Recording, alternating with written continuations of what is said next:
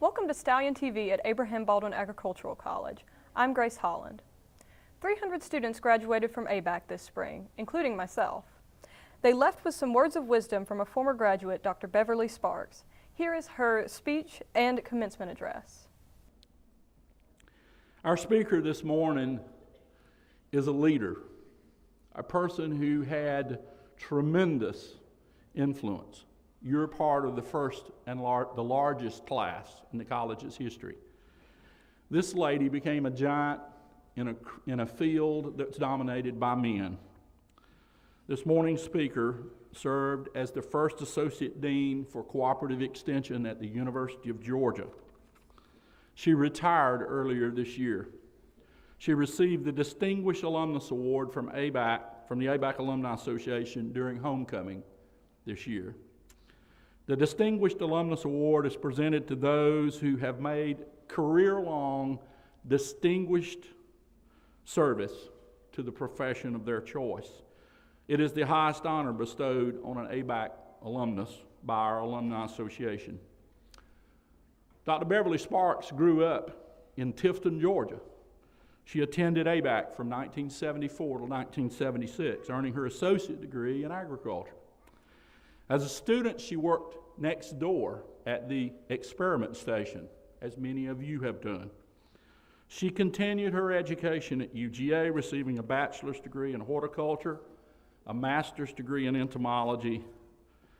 She earned her PhD in entomology from Louisiana State University. She was an extension urban entomologist at Texas A&M University from 1983 till 1989. She was the first female extension agricultural specialist in the University of Georgia's Extension Service.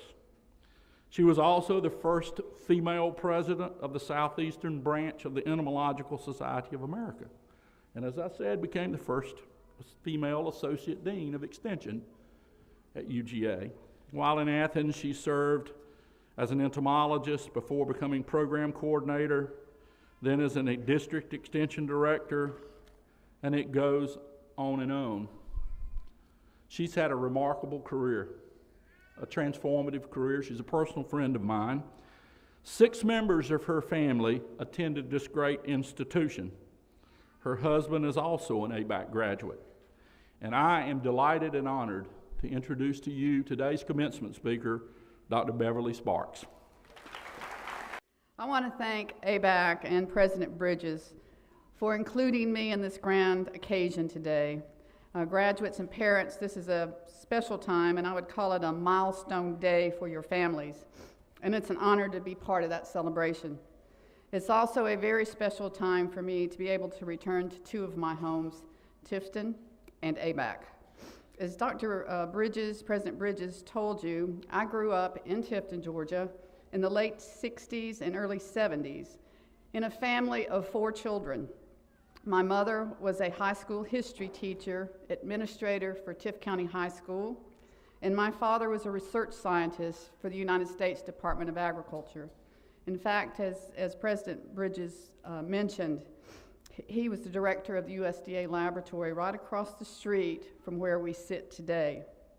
We grew up in a very disciplined environment, and there were certainly no differences in expectations of the 3 daughters and the 1 son. As teenagers, we spent our summers like many others raised in this area, working for local farmers. My first job was harvesting tobacco. We worked pretty long hours, and I made $10 a day, and I always felt rich at the end of the summer, but I have to tell you, that job convinced me I wanted to go to college. When old enough, we were fortunate to work at the University of Georgia Coastal Plains Experiment Station.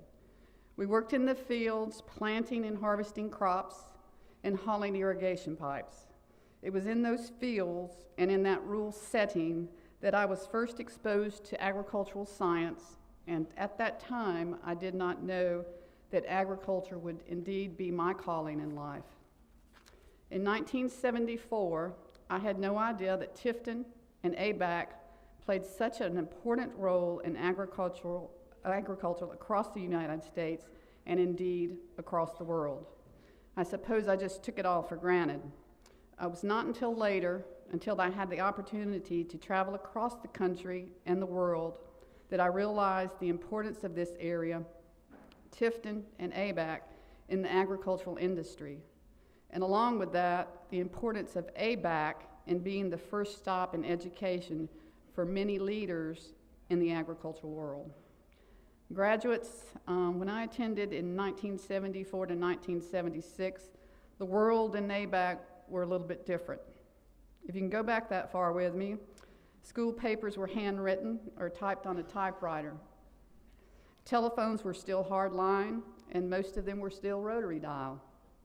We registered for class by standing in this gym in very long lines using a card system. It took a long time. The streaking phase was just hitting the craze on the campuses across the United States. And yes, we had streakers here at ABAC, but I promise you I was not one of them. In 1974, 1976, we were watching films like One Flew Over the Cuckoo's Nest, All the President's Men, and Taxi Driver. We were listening to Bay City Rollers, Paul McCartney and Wings, Barry Manilow, Diana Ross, and our music was still on albums or 8-track tapes. During those years, I remember coming to this campus for concerts and dances right in this gym or next door. I saw Ike and Tina Turner here. It's before Tina kicked Ike to the curb. Waylon Jennings, Three Dog Night, Tommy James and the Shandells, and those are some very nice memories. In 1976, Gerald Ford was president, and we were 2 years away from Jimmy Carter being elected. In fact, one of my ABAC classmates during that time was a niece of President Carter, Billy Carter's daughter, Kim Carter. The economy was struggling, interest rates were climbing, and the job market was pretty bleak at that point. Inflation rate was 5.75%. Interest rates were 6.25% and rising. The average American made $16,000 a year.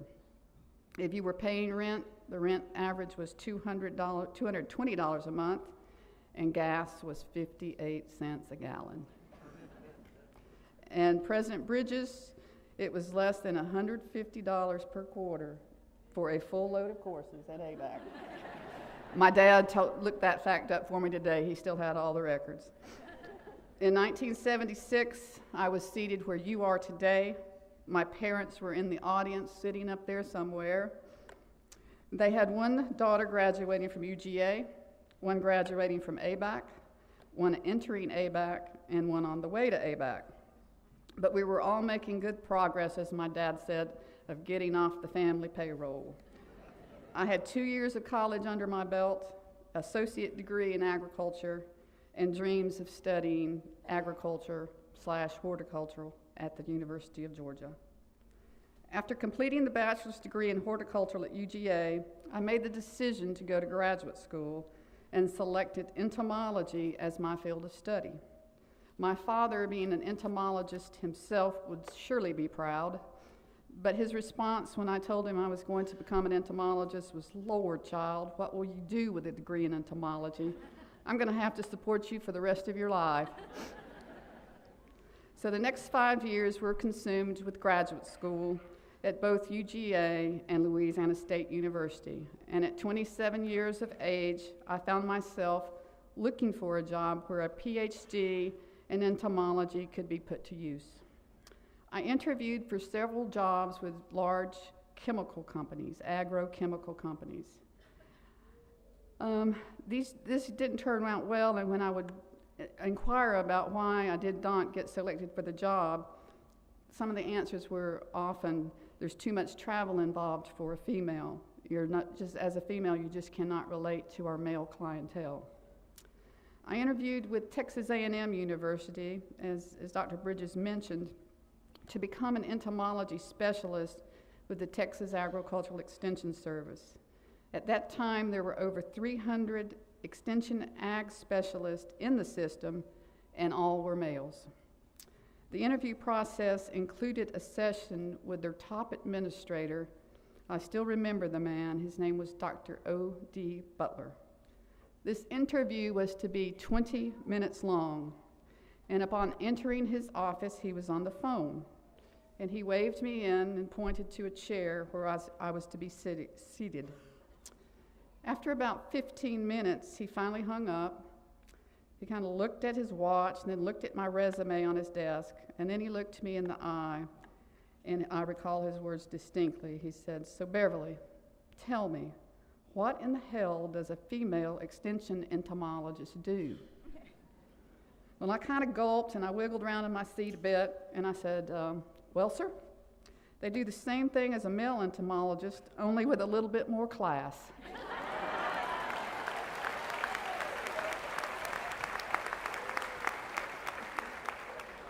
So someone at Texas A&M decided to take a chance on a female entomologist from South Georgia, and the rest of my story is about a challenging and extremely rewarding career, 32 years, in the field of agriculture, entomology, extension, and administration. The world of agriculture has certainly changed in those 32 years. Now there are many more opportunities for females. In fact, in some areas of agriculture, females now outnumber males. Now I realize that not all of you are here to study agriculture or a related field.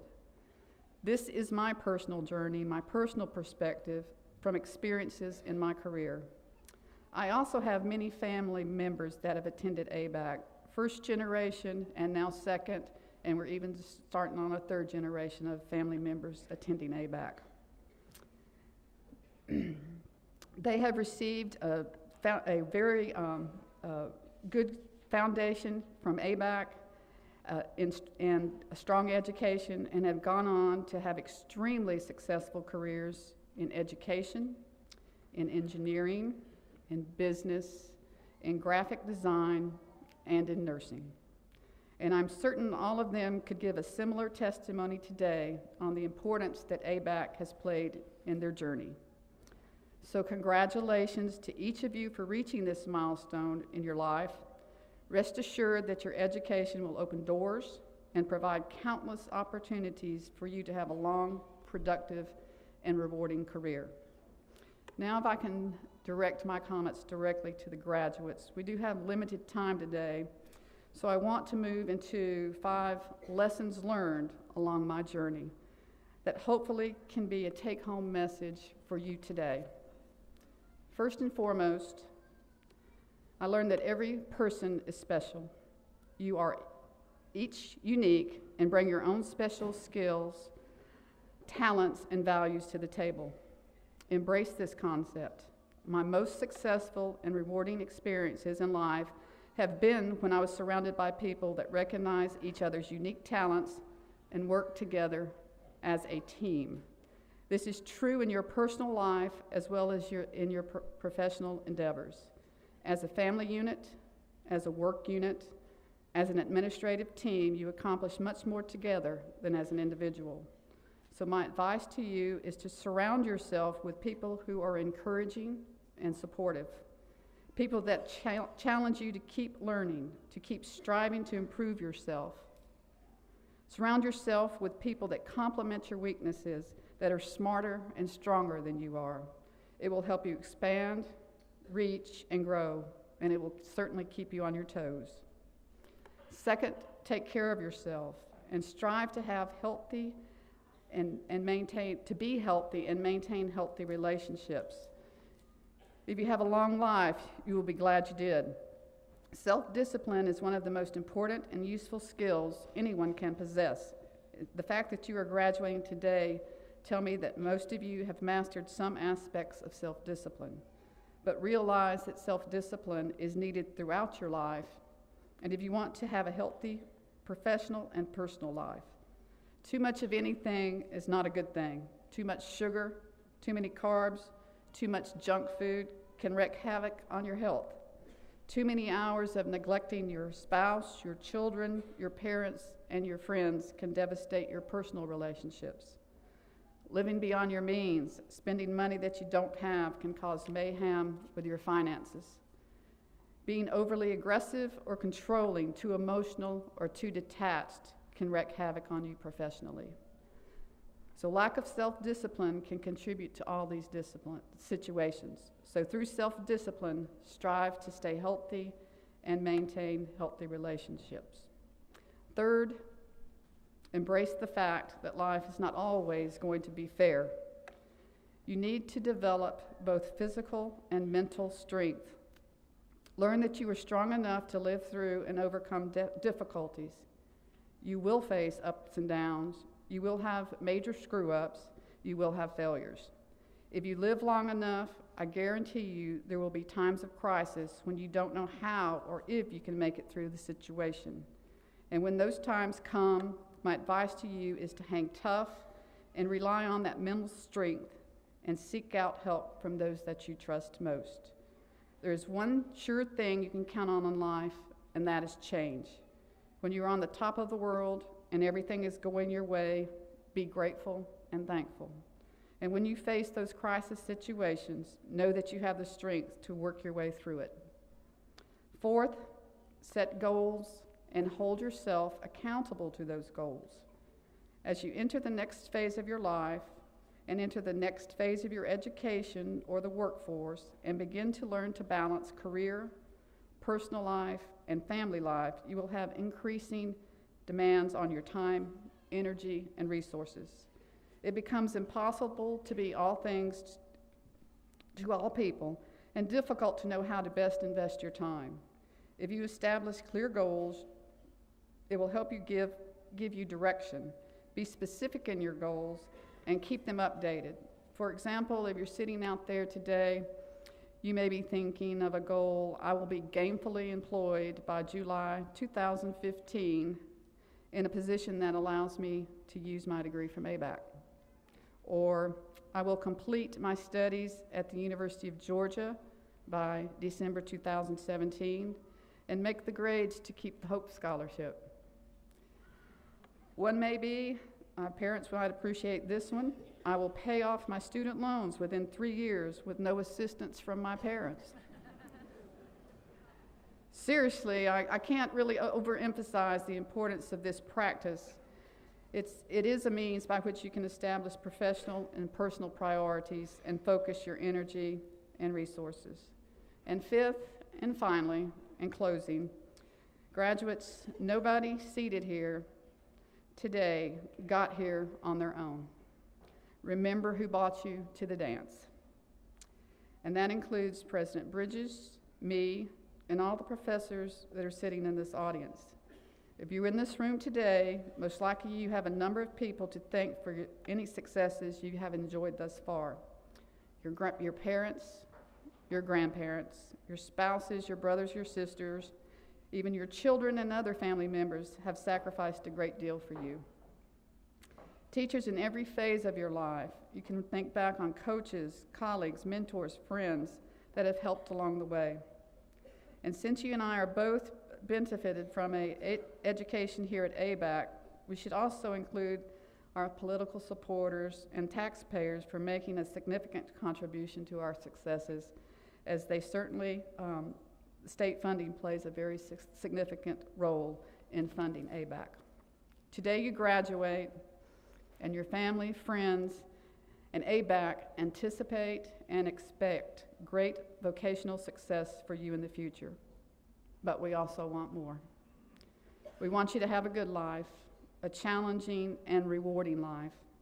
We want you to experience great adventures. We want you to laugh often and to love deeply. We want to share all of this with you, and we want you to give back to ABAC in the form of your time, loyalty, and devotion. We are very proud of you and look forward to sharing the journey ahead. Congratulations. At the end of each year, ABAC Music Department performs a series of concerts to show off their impressive skills. Here's a selection from the ABAC Band.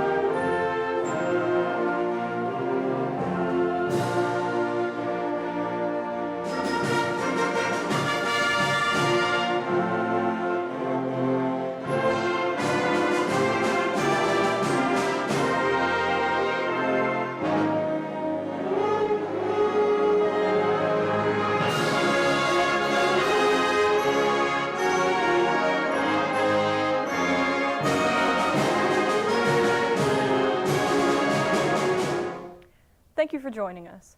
I'm Grace Holland for Stallion TV.